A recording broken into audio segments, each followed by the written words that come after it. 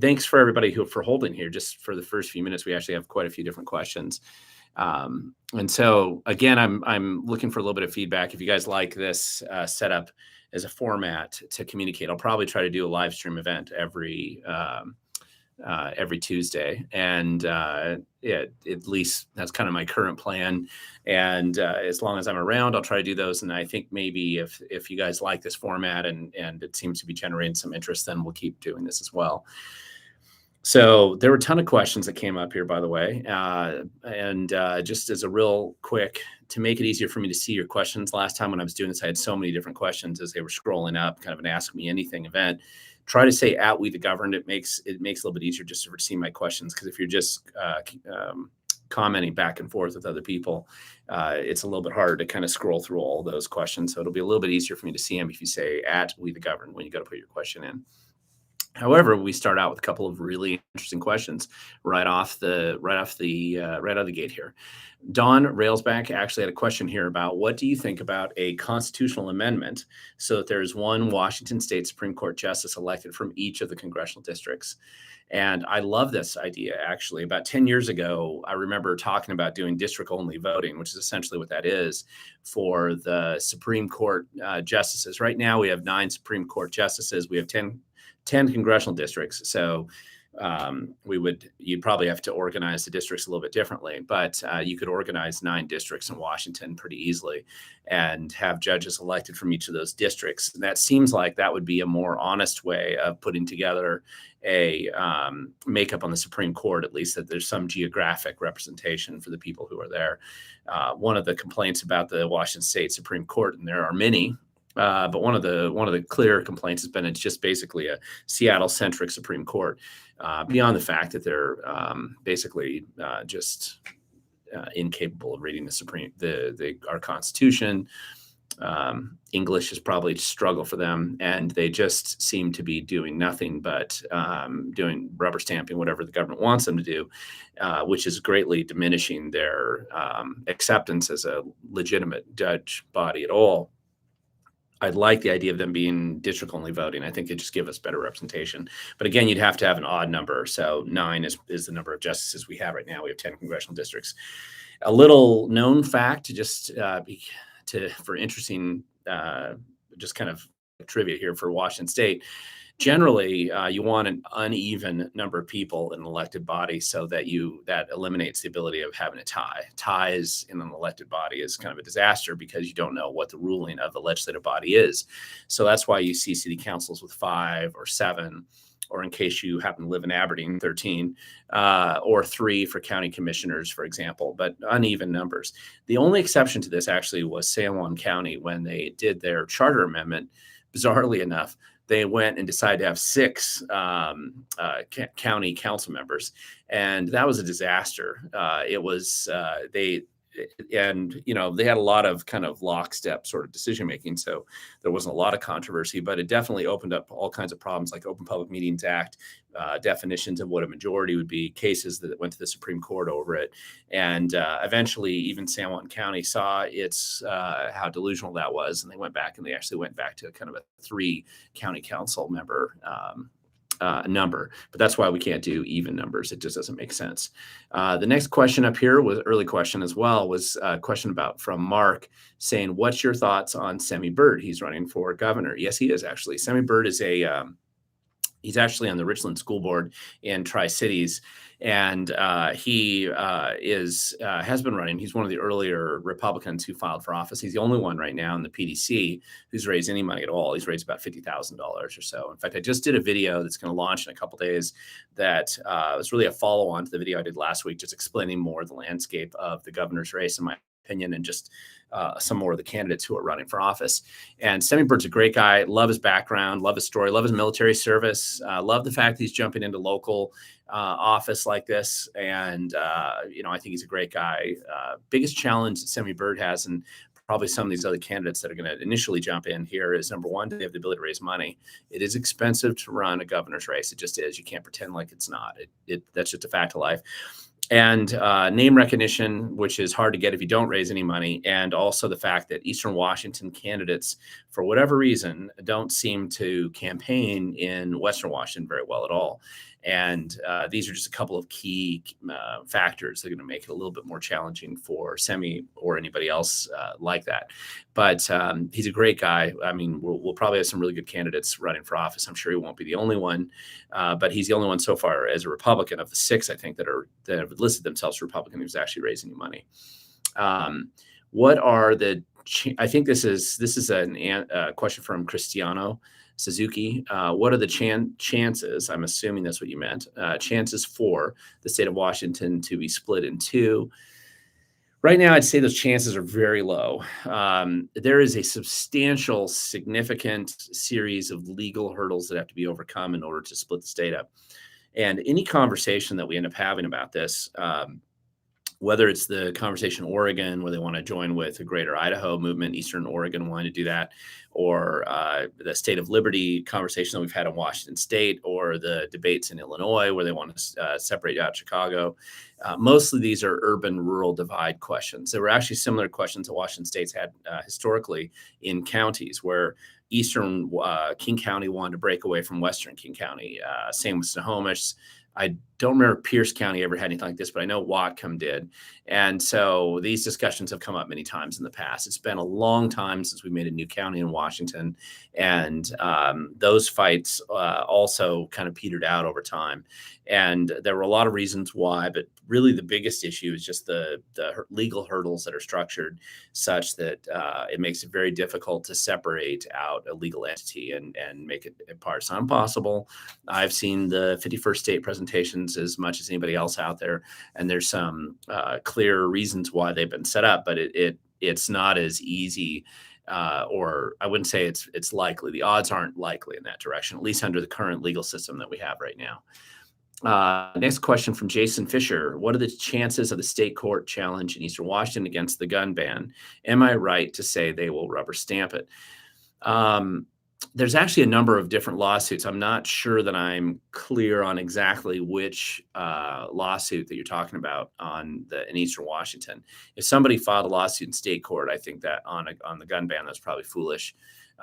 The federal lawsuits that have been filed, Second Amendment Foundation, Shooting Sports Foundations, et cetera, some of those I think are very likely to succeed. There were a couple cases that were filed in Thurston Superior Court from some of the manufacturers because, these bills that they just passed are ridiculous. The anti-gun bills they passed are absurd. And so they're unconstitutional on their face. They were poorly thought out, poorly written, and are probably likely to fail in federal court where we actually have real judges. But in our state's court system, we don't have very many judges that aren't totally compromised with the government. So I think your chances of getting a real honest court hearing especially in Thurston Superior Court, where almost every judge worked at the AG's office before then, but they all have this exceptional deference that they give to the state in almost every decision they make. So I think you're very likely to have trouble with any cases that you bring up in state's Supreme Court. I have a question right here that is from Tina Eakin saying, is there any push to have teens who are suicidal, mentally impaired to not continue on? Oh, for them to not call all the shots because they're making poor and unsafe choices. Great question, Tina. And I'm assuming that one comes out because of the recent bill 5589, I believe, that I'm getting that number right, that came out of, that allowed, it's just a horrible bill that came out of the state that basically allows the state to let a third party entity take your kid who wants to run away and hide them from the parents for up to 3 days. So they don't even tell the parents they have them or where they are. And then allows them to give them life-changing, life-altering, permanent medical basically cut off their genitals, do all kinds of other things, permanent damage to them without letting your parents know where the kids are. It's absurd. And then the argument the state was making and the state Democrats who supported this bill was that these kids are troubled and they need help, and but yet they're going to make them make all these decisions that could be majorly life altering for them down the road. And There's a big movement, of course, with parents who are upset about the insanity of the recent bill that came out of the state legislature and the massive opposition that clearly was there in the public against it. But the special interests that control the Democrat Party clearly wanted to push it through. So that's how it got through. And there's clearly a push against that. I don't know what that's going to look like. It's likely to be some kind of more of a parents' rights bill. If you've had kids that are in the medical system right now, knowing that you can't get any medical information about your kids if they're older than 13. And this kind of hit us by surprise with our kids, because we were going in and, most kids are not making all their own medical appointments and decisions by the time they're 13. Parents are generally doing that for them. And so what happens is suddenly you find out that that the hospital's not telling you anything about your kids. So you can't find out that they're getting an appointment and what kind of medication they're on. So you can kind of stay on top of what's happening with them. And it's just absurd. And it's created these bizarre situations that has got to be just destroying effective healthcare for kids. It seems like they're building up this class action case against the state and the medical systems for keeping kids' healthcare secret from the parents. After 18, fine, but up until then, the parents are pretty much in charge of all that, and making it so you can't even see what's going on is just absurd. And then, of course, the latest brick in that stupid wall has been this last step that the states had in this last session. So it's going to be pretty ridiculous.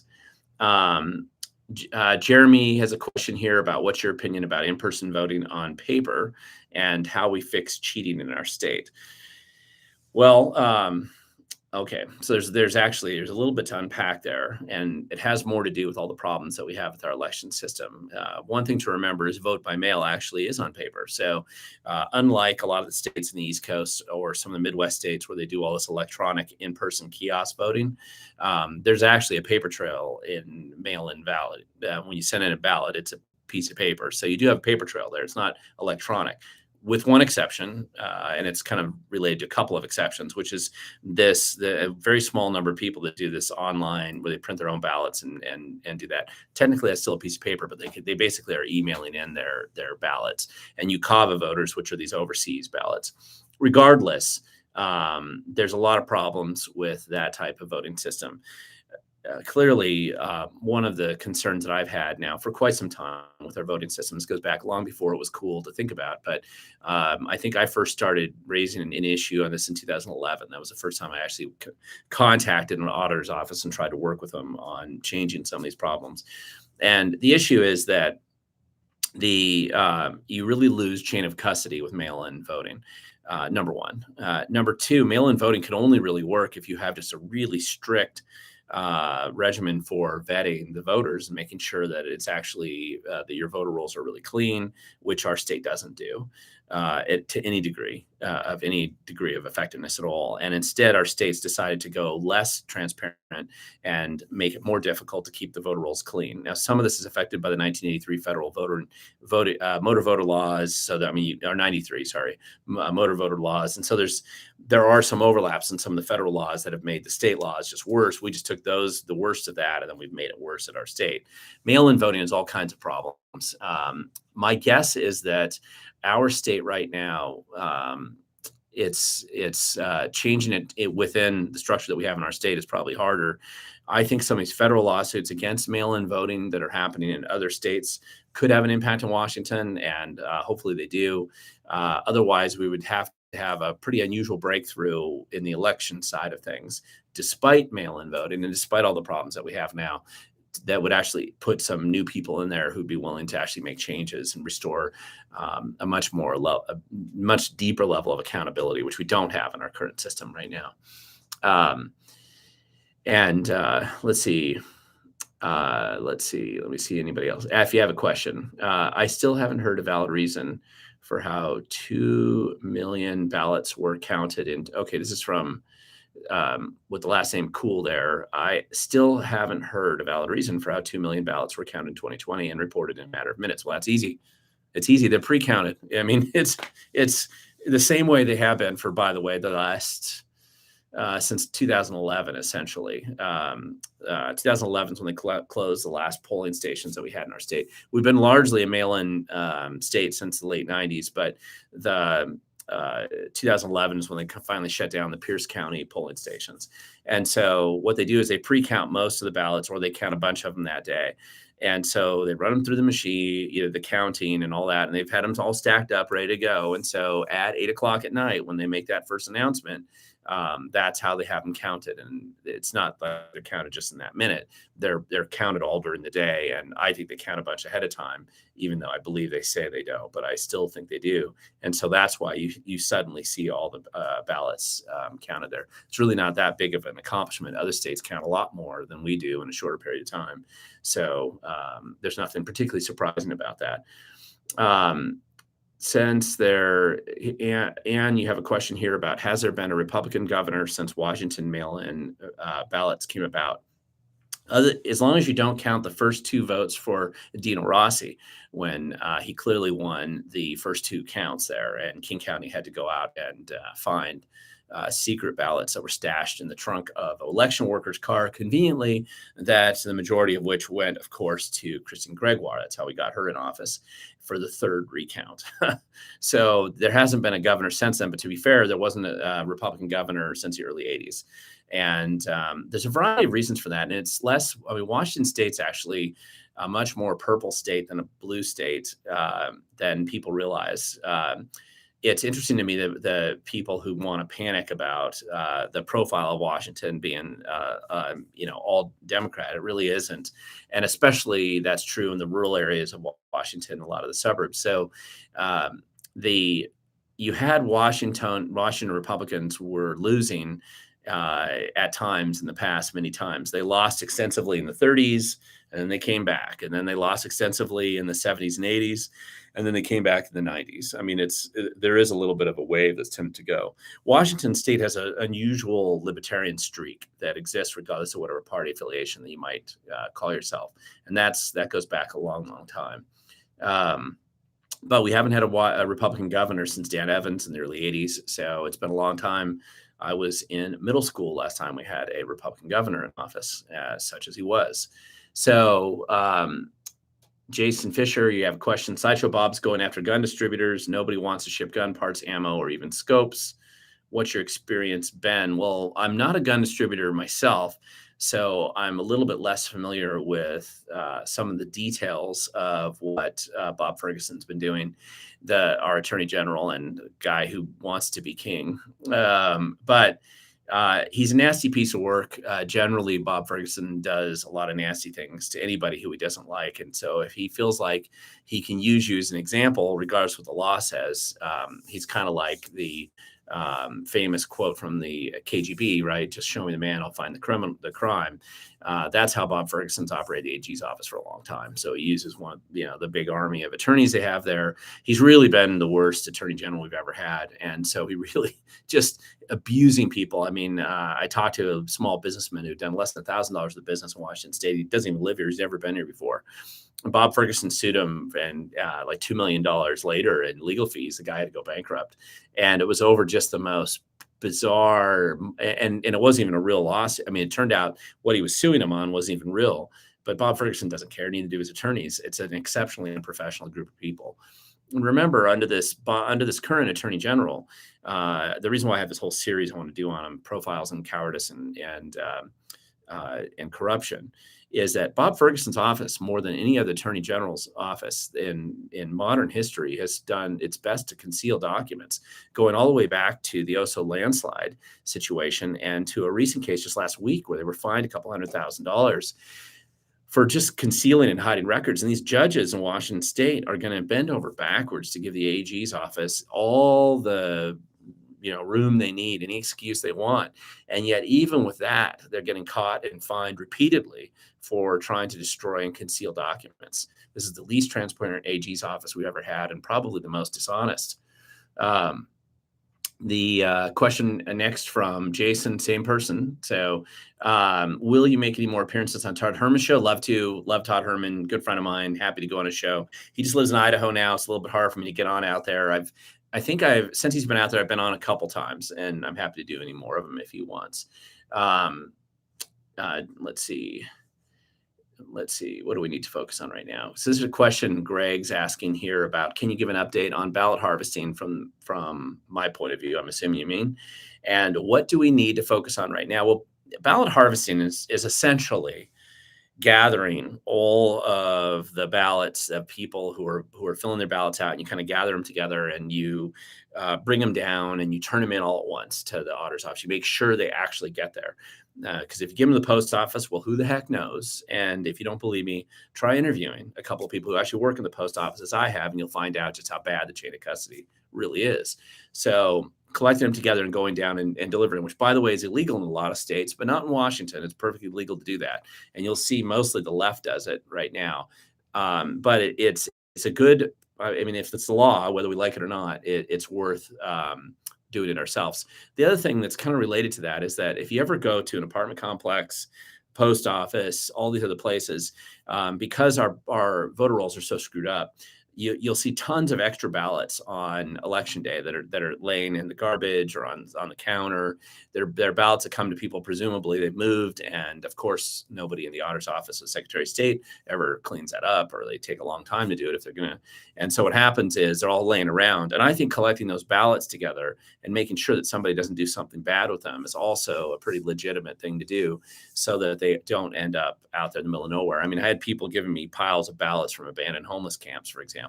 So it's better that they don't sit out there tempting somebody to sell them for a hit of meth down in Seattle, or whatever it is that they end up doing with them.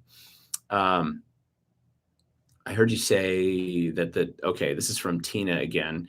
I heard you say that the decade parent working to get medical info, but who is doing this, and how can people get involved to make it so the parents and guardians can keep their kids safe? Well, one of the things, Tina, I would definitely do if you're a parent is get your kid to sign a waiver with the hospital. You have to do it like 3 times, because there's a significant number of hoops you have to jump through, but just so that you can have access, so you can make sure that you're making sure your kid's actually getting the medical care that you want them to have.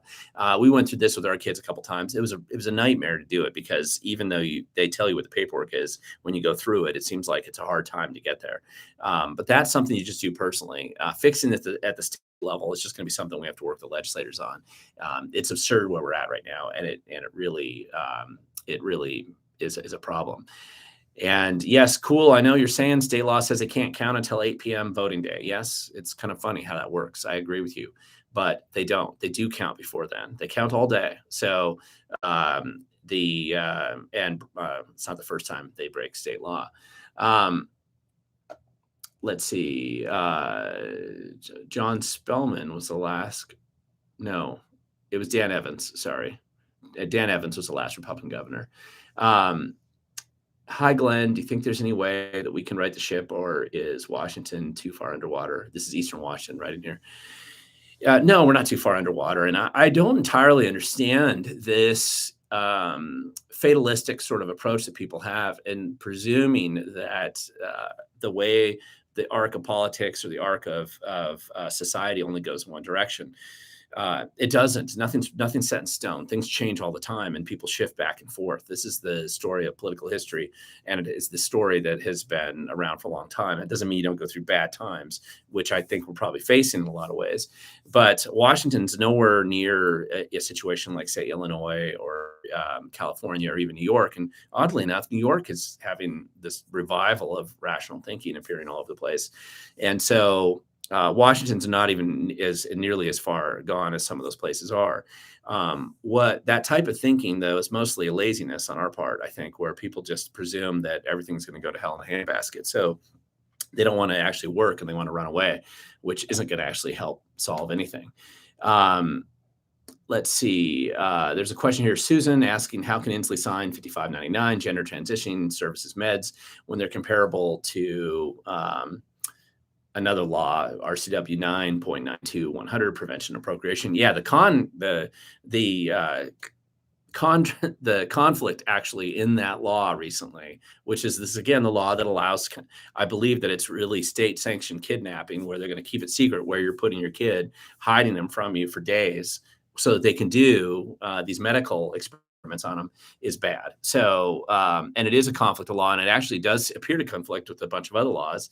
But again, we have clowns in government that think these ideas are good. And so it's not like they're really paying that much attention to it. They're really doing a terrible job.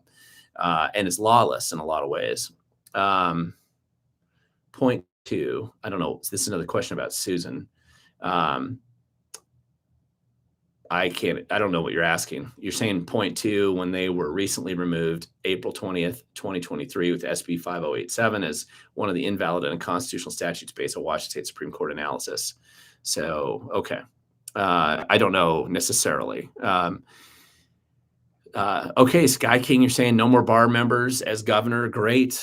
Wouldn't disagree with you. Then stop voting for attorneys. But okay, this is funny. Charles is asking, have you already covered Manka Dhingra for Attorney General? No, but she's not the only Democrat that's going to be running for Attorney General. I don't even know any Republicans right now who are considering running for that office, which is a shame.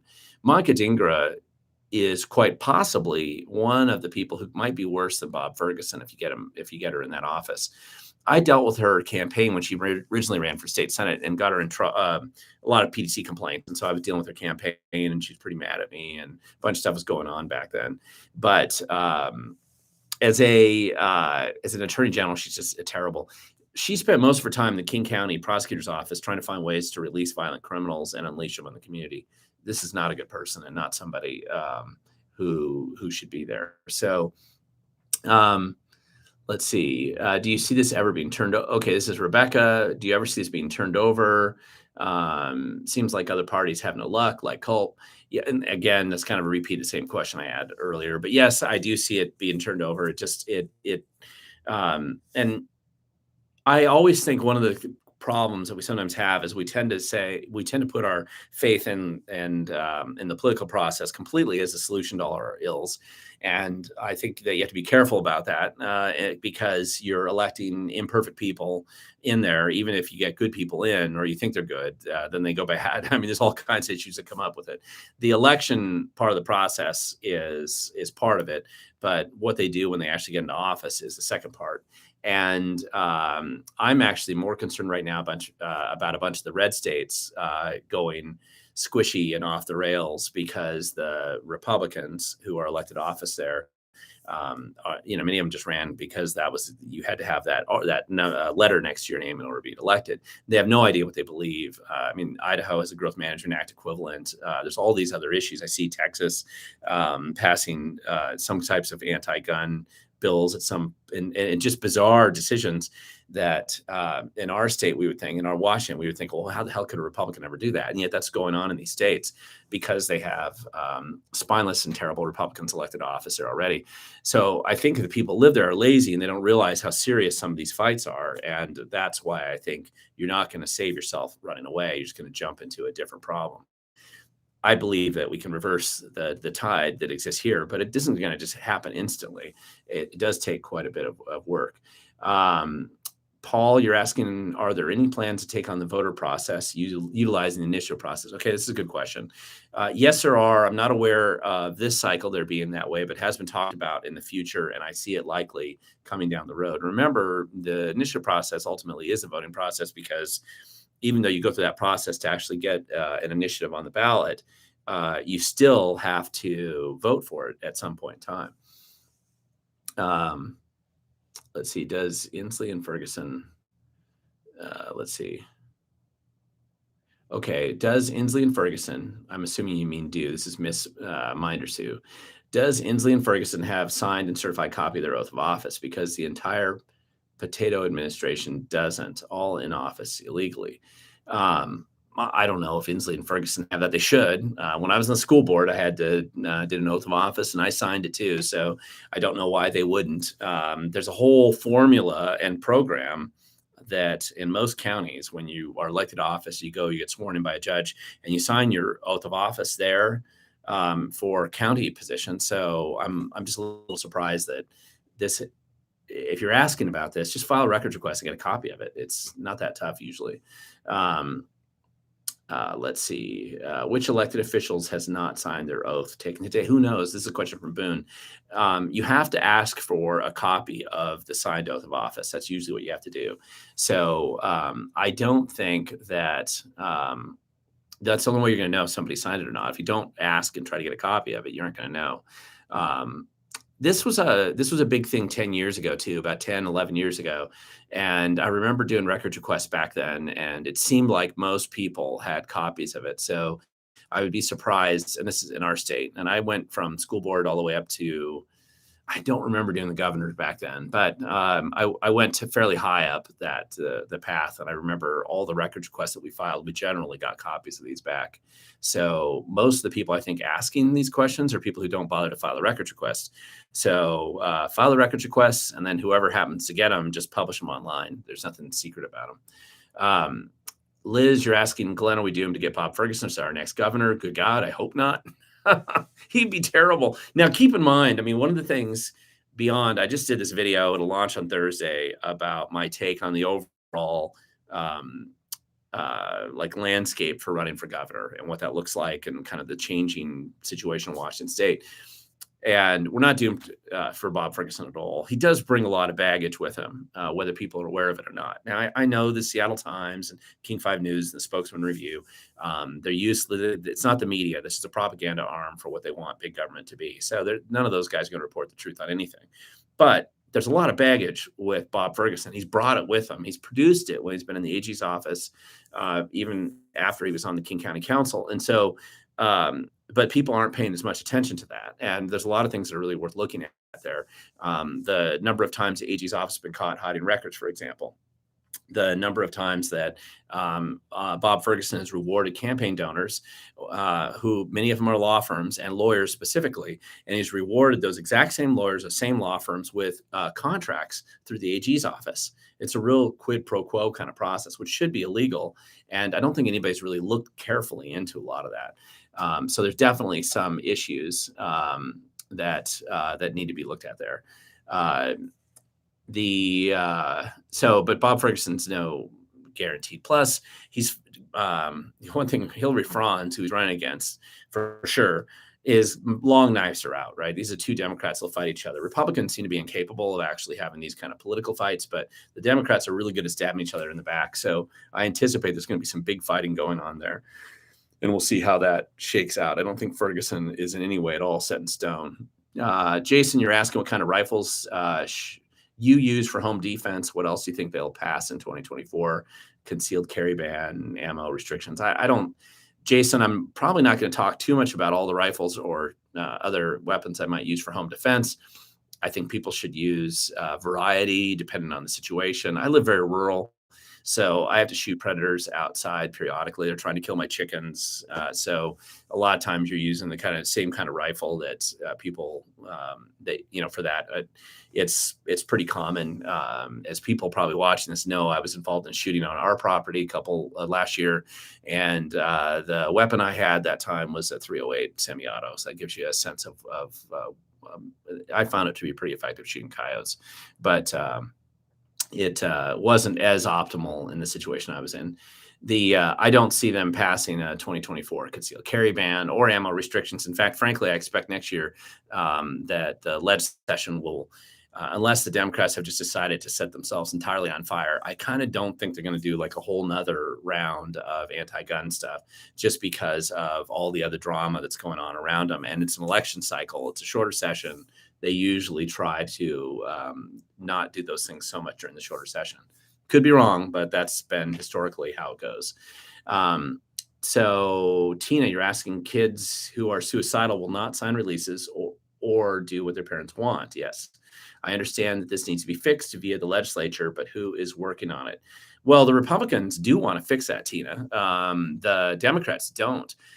Democrats seem to enjoy putting kids in very harmful situations and ensuring they don't get the help that they need.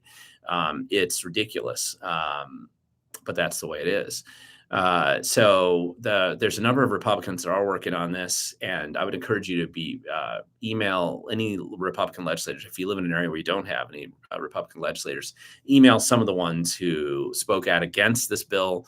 To be fair, every Republican in the House and Senate voted against it. They were in opposition to it. So all of them, in theory, are supporting trying to fix this, and I think they are. I haven't met any that aren't. Sometimes Republicans are not always unified, but in this case, I think they are. So try to reach out to them and find out what the suggestions are. There are a number of different groups out there that are trying to address this issue directly and fix some of it. So I'd be optimistic that there's a number of proposals that are working on that. Jason, you're asking the question here: if the gun ban's overturned, will the state government just ignore the ruling and double down like Illinois? That's a good question. And that is always possible. I mean, we're certainly entering lawlessness sort of land right now with our state Supreme Court and the decisions that some of the senior people in the government, the kind of political elite, have been making. So maybe they do decide to just ignore the law. But at that point in time, they start to run into real issues if they actually prosecute anybody underneath it. So I don't know. So we'll see. Jeremy, that's not really a question that people moving out into Kennewick. Let me look down. I'm trying to get to questions here. What happened to, okay, Jason, another question. What happened to Colorado? They had a Republican senator and AG and Senate, and now they're dark blue. Jason, good question. What you saw there was, in fact, a blueprint. If you've ever read it, I'd encourage you to get that book. It really does explain exactly what happened in Colorado. And I wouldn't say Colorado is dark blue. It's divided, but it certainly became much more, much worse politically.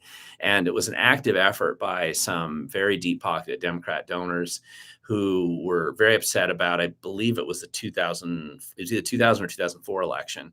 And so they decided to put a lot of money and build up this whole campaign and really work to change aggressively how the state was voting. And they worked very hard, and they eventually have been successful in doing most of that. You haven't seen conservatives in general, or nominally, or Republicans really do anything similar. I've heard people talk about the blueprint as though they're going to use it as their model for the conservative side, but I've never actually seen anybody do that. And it's one of the more frustrating things that has come up, is that I don't see the conservative liberty freedom side of the equation here coming up with plans to actually make a difference. What I see is a lot of flailing around. I see people running away. I see people getting apathetic, running into their bunkers, praying for the apocalypse. I don't know. I don't know what it is, but it's almost never, I would say, never do I see conservative freedom, liberty people oriented. I should say rare. I should say never. It's very rare that they get oriented and organized to actually do something productive that's going to make a change in the political process. The reason for that, I think, is that it takes a while. And so and it's hard work, and you got to spend some time organizing it. You don't have guaranteed wins, but you can cumulatively change things the same way that the blueprint allowed the left to make really negative and terrible changes in society. So that's one of those things that we have to do and make sure that we push back. Let's see. How do we get records from, this is from Jeffrey. How do you get records from a school district when they refuse to comply with a disclosure request, i.e. list of books in classroom, libraries, and Shelton schools? Claim is they don't have staff to do it. Well, that is not an excuse. Jeffrey, make an appointment with them and tell them you'll save them staff time and just go in and view the books yourself. That's what I've done. I did that to the King County Health Department here just a couple of years ago when it was going to take too long and just go in person. You're allowed to go and look at records that way. So that's kind of silly. But it's a good question. I'm glad you're looking at that. Curriculum is particularly interesting. More than the books and classrooms, the curriculum is more interesting than the libraries, but I would definitely take that opportunity to go in there and look. You can also, by the way, volunteer usually in your school library, and you can just make it a hobby while you're there, just keeping track of all the books that are in there if you're interested. Kenneth Lee got a question. I've been gone for a while. Is the pocket gopher extinct yet? No, in fact, Kenneth, where I live in Thurston County, the pocket gopher is very much alive and well. It thrives primarily in the environment where they pretend like it doesn't live, and it's become a great opportunity for enviros and grant grifting consultants and the planning department to justify their existence. So like any ESA kind of endangered species issue, it's become a perfect way to really make a mess of things. And the pot gopher's still around. And I think they recently discovered the pot gopher has crossed the border into Pierce County. So in fact, one of the reasons why the Fish and Wildlife, both the Federal Fish and Wildlife Agency and the State Fish and Wildlife Agency, they all refuse to actually tell us what the optimal population count should be for pocket gophers. And of course, therefore, if they'll never set a goal, then they can never achieve it. Then they can keep the grant grifting operation. It's all about money and how much they can take from you. And that's what the pot gopher really complies with. Let's see. I'm trying to get questions here, guys. Have you anything, Jim, you're asking me a question about, have you anything about 50 cents or more per gallon on diesel? I'm guessing what you meant, Jim, is you're saying, do you have anything to say about 50-cent gas tax? I'm assuming that on diesel, because fuel has gone up. In addition to the obvious gas tax, you have this, the ridiculous law that went into effect essentially January 1st that's increased. It's this carbon neutral, you're trying to make it basically carbon free as close as they can get with the fuel. And it's a ridiculous thing that just simply jacks up the price of the cost of production on the gas. It's been phasing in over the last few months. So I don't think we've yet seen the actual full impact of that cost, but it functions like a tax without being reported on the pump as a tax. So it's ridiculous. Let's see. Paul, you're asking a question here. Can we possibly get voters on the left to join us in a blockage of outside funding or campaign contributions not coming from individual state residents? I think we forgot that pay to play is unpopular.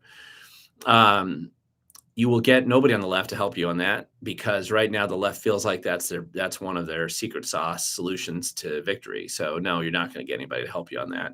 Generally, a huge portion of the money that they get comes from out-of-state groups that funnel money in here. So they're probably not going to do it. Some of the individual, you might get some individuals on the ground that do that, but not so much. There's a question here, Cristiano, how about Farrell for governor? I'm assuming that you're talking about the Federal Way Mayor, Jim Farrell. I'm not aware of him deciding to run for office. It would have been nice if he was elected King County prosecutor. He ran last year. That would have been great to see, but I just ran into him at a fundraiser up in Federal Way. So, and Farrell and I have had our differences over the years too, but I'm not aware of him putting his hat in the ring for that. Robert, you're asking, it seems like across the country, blue cities and the Biden crew are doubling down. Why would Washington be different? Well, we aren't different right now. I mean, Washington's fitting the predictable pattern of self-immolation of the urban environment.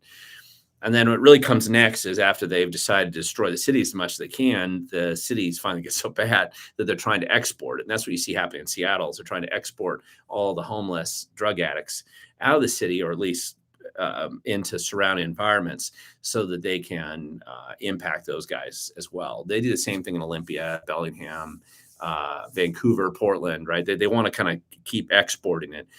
For those of you who think you're going to run away to another state and get away from it all, you won't, because if you let it go bad in one place, they export the problem to you. And so they can't let you, there's no live and let live on the left. I'm sorry to pop that bubble, but that's not how things work. So the left can't survive if there's any viable entity out there that's not entirely under their control. They're going to spend and dedicate their life to change it. So that's how it is. Let's see. There's a question. Jason, you have a question here. Will Smack Daddy Dow Constantine run for governor? And the answer to that is no. He's actually officially come out and said no.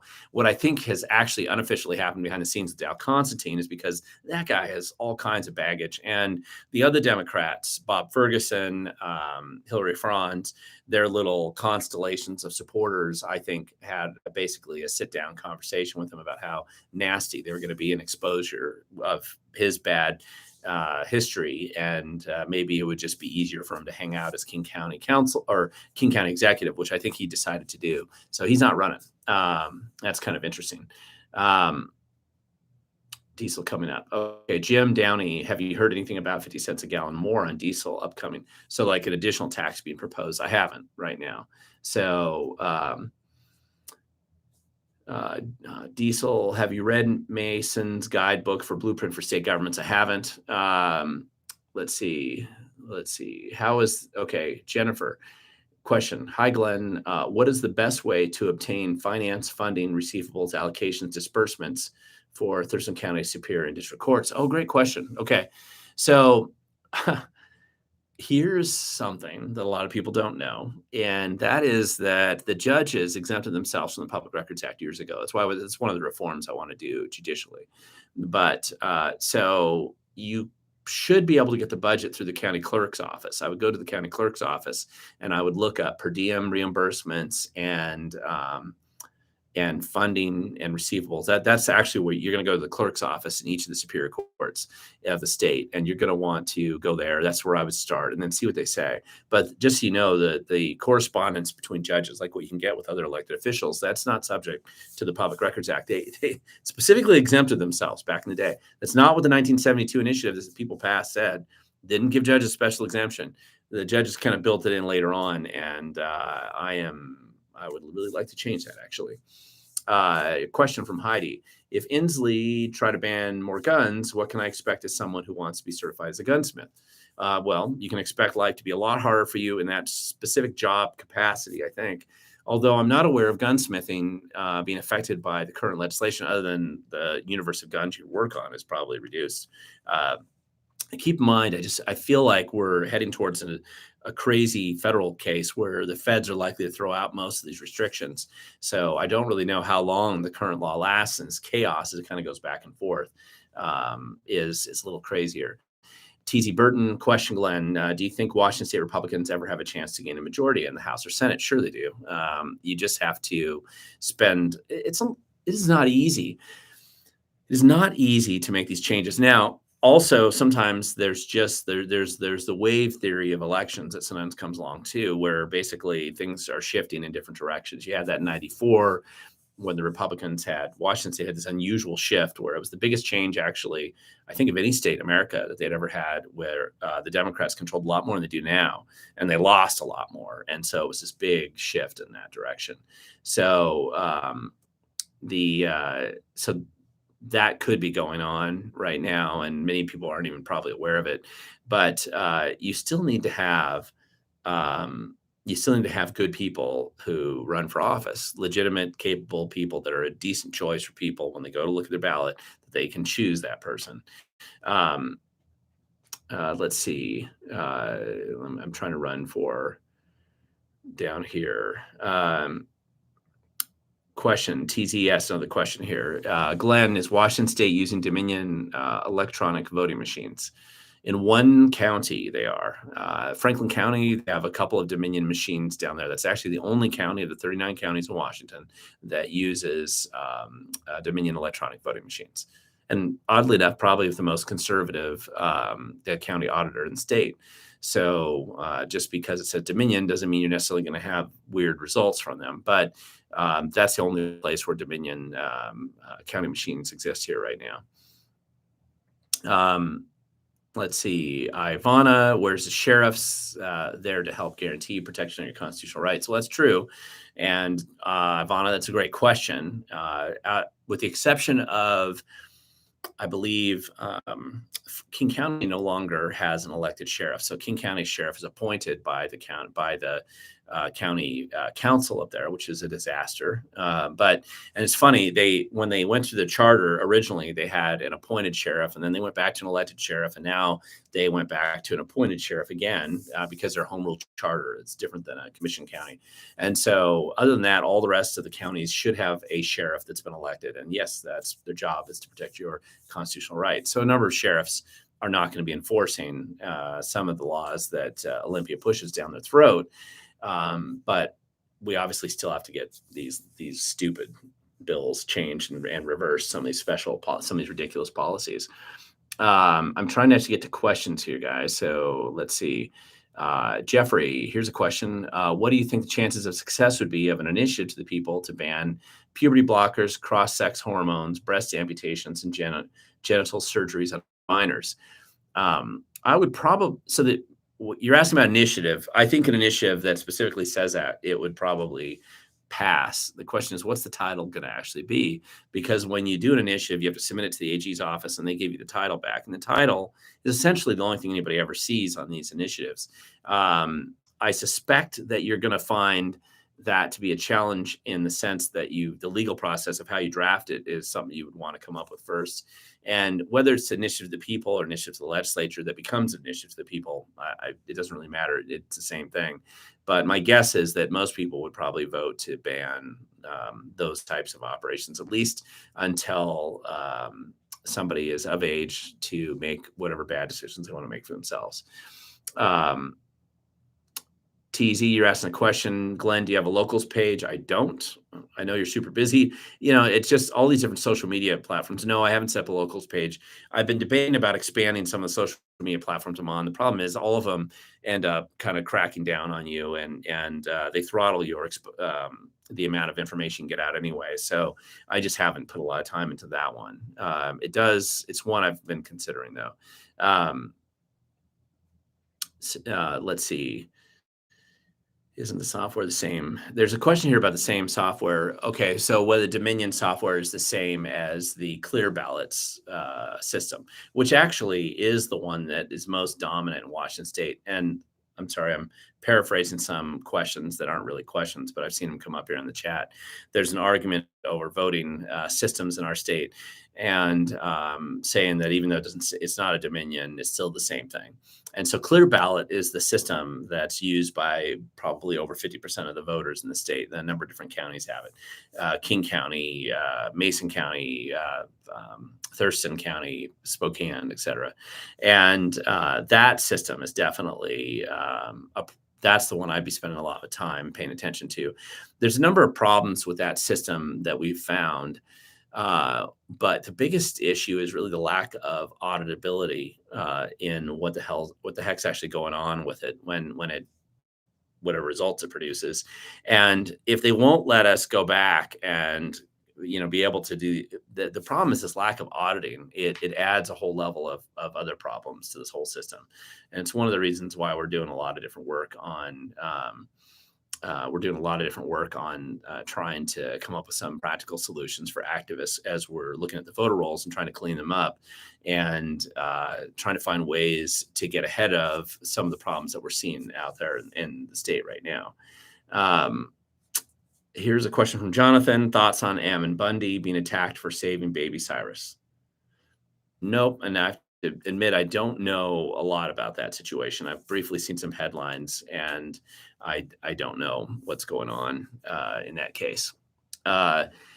There's let's see. Here's a question from somebody. Move out of King County, I guess, but why should we have to leave our home? And I agree. I mean, the only thing I have to say is if we are in for tough times, and it seems like the political class that we currently have are going to do their best to, put us in a lot harder times than we would otherwise be in.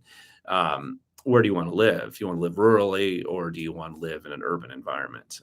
I would generally think the more rural you are, the ability to know your neighbors and be familiar with your community, the better off you have of getting through tough times. That's my general theory on this. I don't think I'm wrong on that, but that's my opinion. I live as rural as I can get. I love Western Washington, 5th generation, lived here. Family's been here a long time. I was in King County too. That's where I grew up, but we just wanted more property, and so we moved a little bit further south. I don't see why we should have to run away when somebody decides to destroy their city. We should probably be prepared, though, for, I think, inevitability of some success, that we have a plan. Right now, the challenge I have when everybody talks about doom and gloom, or that they have no plan for victory, they have no plan to fix things. They just sit back and complain. So I would definitely try to be more focused on trying to see how you solve these problems when you have sane people in charge. I really think that there's a lot of opportunities to fix things, and the two trends that are probably driving the likelihood of change in our state is, number one, the crime wave in Washington state. It's real, as much as the Democrats want to pretend like it's not happening. It's real. It may not be happening as much to people who live in multi-million-dollar mansions with a bunch of Microsoft and Amazon people, in their in gated community over in Redmond or in Montreux out of Bellevue. But for everyone else in the state, we're seeing a genuine crime wave, particularly those who live in urban areas or they're close to urban areas. And so the crime wave is probably changing people's perspective on their relationship with where they live in a community more than anything else. And so you see that a lot of people are otherwise apathetic. They didn't vote, didn't pay attention, didn't care, just voted Democrat because their friends said to vote Democrat. They don't pay any attention. Those are the people who, when they get mugged or their car gets stolen for the third time or gets broken into, they're the ones that change how they vote. And frankly, that cohort of voters is a huge, huge number. And depending on how they're affected, how they shift in their voting patterns, that's what throws the predictive models entirely out of whack. And that's where you suddenly have big changes in what's happening in the community. That's what I saw happen in New York City and with Giuliani when I was living there as a college student. I experienced what real crime is like. We don't have that yet in Washington. We haven't reached that level of nightmare, but the Dinkins administration in New York City, the crime that I saw all around me in the late 80s, early 90s was unbelievable. And it was so insane that it just seemed impossible that people could live there, yet they were. But it was bad enough that when the right person came along, it's not like the Republicans hadn't run candidates for office before. They had, but they had just failed. And they didn't do a good job, didn't know how to campaign. And Giuliani was clearly a New Yorker, and he got in, and it was amazing to see the changes that he made. Again, same thing happening, same year actually, in Washington State, where you had the Republicans come back and make just the huge changes in the electoral makeup, if not necessarily the policies when they got into office. But you saw a lot of those changes that happened back then. So TZ, I don't want to run away from King County. I love it here. Understood. I wouldn't want to run away either. Just make sure that your place and your neighbors, be on good terms with your neighbors, and that's all pretty good. Let's see. That's funny. So there's a question here, Jim. How many spring Chinook on your catch record card? None right now. So I don't have any right now. But if you're going to catch some spring Chinook, I'd love to share some with you. It's too bad about Burien. Downtown Burien is nice too. Downtown Burien is nice, and it's not again, you don't have to immolate your city. It's not a requirement. And even if you get bad people, like Burien right now is a majority of crazy people on their council. So you don't have to go down the foolish road that they're going down on too. You can get together and get organized and try to push back. Somebody there said all my neighbors are idiots. Yes, they might be, but part of the reason why they're idiots is they may not know there's another option. Again, I know you can't change everybody, but try to reach out to those who are open, and not everybody's crazy. There's a certain percentage that are, but not all of them are. I'd say the majority of them probably aren't. And you just simply have to find a way to reach out to them and get them to change their mind. Let's see. Jennifer, this is a question. Are you familiar with the petition to the federal government to cease funding to Washington Supreme Courts? I haven't read it. I've heard about it. I don't think that's going anywhere. But, I always like people trying new ideas. That's kind of fun. And here's another question. Have you linked up with Semi Bird running for governor? I haven't linked up. This is a question from Joseph. I haven't linked up with Semi Bird, but I've seen him. We've kind of talked in passing a few times at different events. I like I said earlier in the live stream, I like Semi Bird. I love his background. I particularly like his military background, and again, kind of growing up in this hard scrabble kind of single parent family sort of environment, and seeing, and he's on the Richland school board, and just some of the good things he's been doing there. I like people like that. It's I'm like I said, I anticipate we'll have a couple people coming in running for governor, and Semi will be one of them. And we'll see what people could do as far as fundraising and getting the word out, their name out. Let's see. Question. Here's a question from TZ. What is our wonderful governor going to do now? I hope the door doesn't hit him on the way out. Yeah, well, my belief is that for the most part, Inslee probably was just looking for that golden parachute opportunity. It's not that these guys don't try to get to the higher level in some way, unless for some reason Inslee decides he wants to run for federal Senate seat, which it doesn't seem like he would, but maybe he does. I just don't see him. I see him more probably retiring with some fancy, gold-plated opportunity that he gets from somebody who probably got a lot of money from one of his various schemes that he got shoved through the legislature, and so one of the vendors or somebody else who's making a lot of money. So anyway, we'll just see how it goes. I don't know where he's at for sure. There's a question here from Cristiano about what Inslee takes home after he leaves with a pension. Yes, he has a pension, and actually he has multiple pensions. You can actually get this information. I did a couple years ago one time, just get the top pension holders in the state and how much money they made, and it was kind of interesting.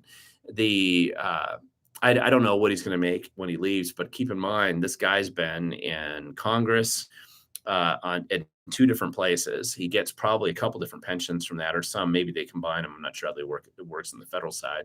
And then he's been in governor's office long enough too, that there's going to be a pretty good pension there from both of those. It's not it's not as bad as the California pensions that you see in the state system down there, but it is pretty high. So he'll be getting lots of money. Let's see. That's funny. So Sky King, you don't like attorneys who are with the State Bar Association. I get it. And the State Bar Association is obviously a pretty corrupt operation. But anyway, but there's a lot of people that have law degrees that do run for office and they do get elected. So anyway, I just think. And yes, I'm a little shocked that he's stepping down too. I understand that question. TZ, what is the status of medical facilities and mask requirements? Well, right now, most of the medical facilities have these mask requirements. And I just know because I went into one to visit a family member this morning, actually. And it was strange that they had these mask requirements to go in there and visit them. And they weren't really enforcing it strictly, but it's there. And so I don't know when they'll probably, it'll fade away like everything else. They want you to forget about it. So with that, guys, I'm tracking my time here, and I'm realizing I've been doing this for a little over an hour. So I want to thank everybody who logged in. Hopefully I got to most of your questions. I felt like I kept up with them probably a little bit better than I did yesterday, or I should say last week. Try to do this again next week, probably next Tuesday is my current plan. And I'll try to do a better job getting out the notice in advance. I screwed up on this one. I did not get a notice out very well. There's a community page that you're supposed to put up to let everybody know it's coming. And I didn't do a very good job doing that. But I want to thank everybody who did track. I know a lot of people watching this weren't necessarily writing questions, and there's a heck of a lot of other comments going back and forth between everybody. But I'll try to do a better job of that next week. I'm eager, again, just to give you a little heads up. We are trying to get the studio down here set up. And I'm a charity case. These guys just let me use their studio, which I really appreciate. And I'm hoping to have a little different setup like we've done in the past, where there's multiple camera angles. And it actually is a little bit more of a interactive system that we'll have, I think, set up at that point in time. So anyway, I hope this was helpful and useful to you. I realize that many of you probably have other questions or questions you want me to ask. So think of them in advance so that you have them ready for next week. And also, I'm launching a video on Thursday. It should be Thursday at noon that comes out and talks about the Washington State governor's race. And on my website at wethegovern.com, I should have some more articles. I've been filing a lot of PC complaints lately against politicians, like I usually do. And there's a lot of work that we've been doing on this Act Blue project that's kind of expanding and growing out there. And so there's more than what you just see when I'm sitting down talking to the screen here and to everybody out there who's watching. But I really do appreciate all the support that you guys have given me. Without you, there wouldn't be this channel. Without you, I wouldn't be doing this. Probably be doing something else. And anyway, it's just more, if this is an effective tool for you and to get the word out, then I'm just going to keep doing it. So With that, I hope everybody has a good evening. Get on with your day. Enjoy the weather out there. I think for most of you in Washington, this is a nice day, and I'm hoping to get home and get a couple things done myself. So goodbye and have a good evening.